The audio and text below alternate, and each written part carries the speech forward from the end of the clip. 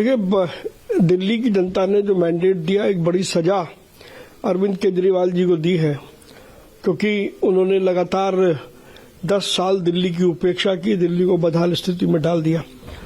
पंजाब की भी हालत कोई बहुत अच्छी नहीं है, पंजाब में भी इसी तरीके के हालात हैं। और मेरा अपना मानना है कि अरविंद केजरीवाल जी ने पहले दिल्ली को डुबोया है, अब पंजाब की बारी है।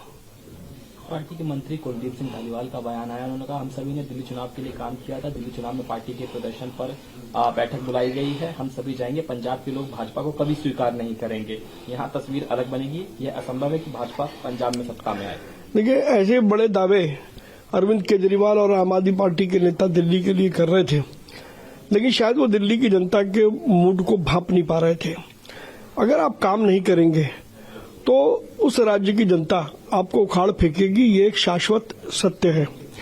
दिल्ली की जनता ने प्रधानमंत्री नरेंद्र मोदी जी के नेतृत्व में भारतीय जनता पार्टी को बड़ा जनादेश दिया है, और हम सब प्रधानमंत्री नरेंद्र मोदी जी के नेतृत्व में हर वो काम करेंगे जिससे किसी की आंख में आंसू न हो और हर चेहरे पर मुस्कुराहट हो।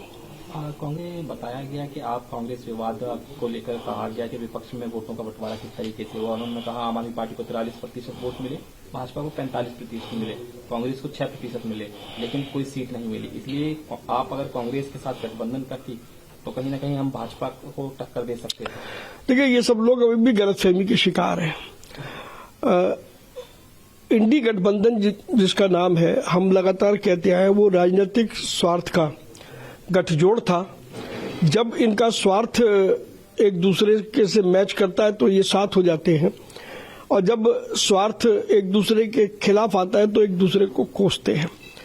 किस तरीके की राजनीति ये करके, चाहे वो कांग्रेस पार्टी हो या आम आदमी पार्टी हो, वो झूठ, छल, फरेब, धोखा देना, विश्वासघात की राजनीति कर रहे हैं, और इस राजनीति का कोई स्थान नहीं है।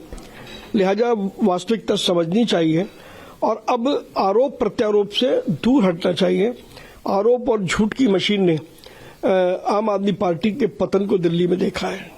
कल भी अरविंद केजरीवाल ने जीते हुए और हारे हुए दोनों ही विधायकों के साथ बैठक की थी। आतिशी ने बयान दिया कि बैठक हुई है, बैठक में चर्चाएं हुई हैं, बीजेपी ने जो वादे किए उन्हें पूरे करने होंगे। 2500 रुपये महिलाओं को देने का वादा किया गया था, तो मार्च तक की डेट थी, वो उन्हें पूरे करने होंगे। देखिए, कम से कम आतिशी तो हमको ज्ञान न दे, हमें आतिशी से किसी ज्ञान की आवश्यकता नहीं है। वो लोग जिन्होंने 10 साल दिल्ली में फरेब की राजनीति करी, आम आदमी पार्टी ने पंजाब में घोषणाएं की थी पैसे देने की, उन्होंने लोगों को पैसे नहीं दिए। दिल्ली में घोषणा की थी, उस पर वो पूरे नहीं उतरे, और अब ऐसे लोग हमको ज्ञान देंगे। हमारे नेता आदरणीय यशस्वी प्रधानमंत्री श्री नरेंद्र मोदी जी ने स्पष्ट किया, अनेकों बार स्पष्ट किया कि भाजपा ने जो भी संकल्प लिए हैं, हम एक एक संकल्प को पूरा करेंगे। भाजपा जो कहती है वो करती है, प्रधानमंत्री मोदी जो कहते हैं वो करते हैं, और मोदी की गारंटी का मतलब है काम पूरा होने की गारंटी। तो जो भी संकल्प भाजपा ने लिए हैं, हम एक एक संकल्प को पूरा करेंगे। कम से कम आतिशी या आम आदमी पार्टी वास्तविकता समझे और हमें ज्ञान देना बंद करें। सभी फ्रांस और अमेरिका की यात्रा पर जा रहे हैं, उनका बयान दिया है। उनका फ्रांस में मैं राष्ट्रपति डोनाल्ड ट्रंप के निमंत्रण पर अमेरिका की यात्रा पर जा रहा हूं, फ्रांस भी जा रहा हूं, मैं अपने मित्र राष्ट्रपति ट्रंप से मिलने के लिए उत्सुक हूं। देखिए, हमने देखा है कि पिछली बार भी जब ट्रंप राष्ट्रपति थे तब भारत और अमेरिका के संबंध अच्छे थे। प्रधानमंत्री नरेंद्र मोदी जी के नेतृत्व में भारत की वैश्विक नीति ने भारत को विश्व के मानचित्र पर एक विशिष्ट स्थान का पर बिठाया हुआ है। उस नाते से प्रधानमंत्री जी की अमेरिका यात्रा और फ्रांस यात्रा बेहद महत्वपूर्ण है, और मुझे पूरी उम्मीद है कि इन देशों के साथ हमारे संबंध और मजबूत होंगे। सर, बालाजी विवाद मामले को लेकर 4 लोगों की गिरफ्तारी हुई है। उसमें बोर्ड की ओर से कहा गया है कि आस्था से खिलवाड़ बर्दाश्त नहीं होगा। इन सदस्यों की गिरफ्तारी की गई है, जो पिछली सरकार थी, कहीं न कहीं उन्होंने इस चीज की अनदेखी की थी। देखिए, आस्था और विश्वास के साथ तो कभी भी खिलवाड़ नहीं होना चाहिए। धार्मिक आस्था निश्चित रूप से हर व्यक्ति का अपना निजी मत होता है, और जिस प्रकार से तिरुपति में लड्डुओं का जो प्रकरण हुआ वो निश्चित रूप से परेशान करता है।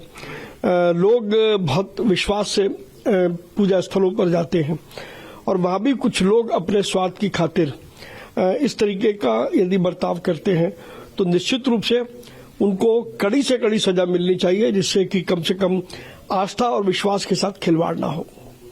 बिष्ट का एक बयान लगातार वायरल हो रहा है। वो कह रहे हैं कि हमने वादा किया था कि मुस्तफाबाद का नाम बदलेंगे, शिवपुरी करेंगे या शिव विहार करेंगे। अभी एक बार दिल्ली में भाजपा की सरकार बन जाए तो जो भी विषय आएंगे उनके ऊपर सरकार उचित निर्णय लेगी। शासन राष्ट्र को लेकर वीरेंद्र सिंह पे सवाल उठाए जा रहे थे कि कहीं न कहीं अंदरूनी कलह है, उसको लेकर उन्होंने कहा है कि ऐसी कोई कलह नहीं है।